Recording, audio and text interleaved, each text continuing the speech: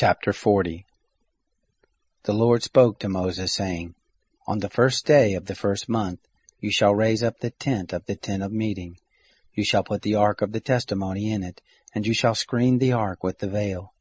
You shall bring in the table, and set in order the things that are on it.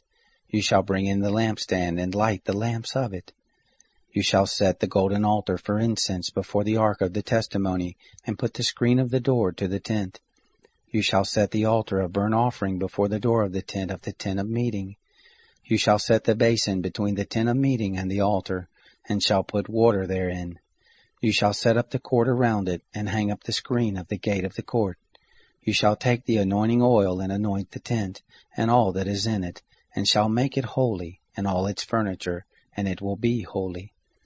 You shall anoint the altar of burnt offering with all its vessels, and sanctify the altar, and the altar will be most holy. You shall anoint the basin and its base, and sanctify it. You shall bring Aaron and his sons to the door of the tent of meeting, and shall wash them with water. You shall put on Aaron the holy garments, and you shall anoint him and sanctify him, that he may minister to me in the priest's office. You shall bring his sons and put coats on them. You shall anoint them as you anointed their father, that they may minister to me in the priest's office. Their anointing shall be to them for an everlasting priesthood throughout their generations. Thus did Moses, according to all that the Lord commanded him, so he did. It happened in the first month in the second year, on the first day of the month, that the tent was raised up.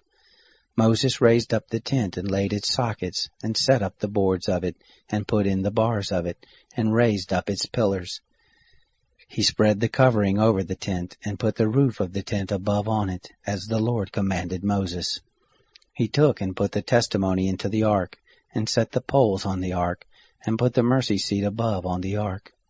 He brought the ark into the tent, and set up the veil of the screen, and screened the ark of the testimony, as the Lord commanded Moses. He put the table in the tent of meeting, on the side of the tent northward, outside of the veil. He set the bread in order on it before the Lord, as the Lord commanded Moses. He put the lampstand in the tent of meeting, opposite the table, on the side of the tent southward. He lit the lamps before the Lord, as the Lord commanded Moses.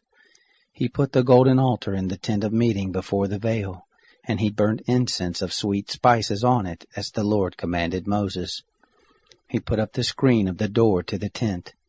He set the altar of burnt offering at the door of the tent of meeting, and offered on it the burnt offering and the meal offering, as the Lord commanded Moses. He set the basin between the tent of meeting and the altar, and put water therein with which to wash. Moses, Aaron, and his sons washed their hands and their feet there. When they went into the tent of meeting, and when they came near to the altar, they washed, as the Lord commanded Moses. He raised up the court around the tent and the altar, and set up the screen of the gate of the court. So Moses finished the work. Then the cloud covered the tent of meeting, and the glory of the Lord filled the tent. Moses was unable to enter into the tent of meeting, because the cloud stayed on it, and the Lord's glory filled the tent.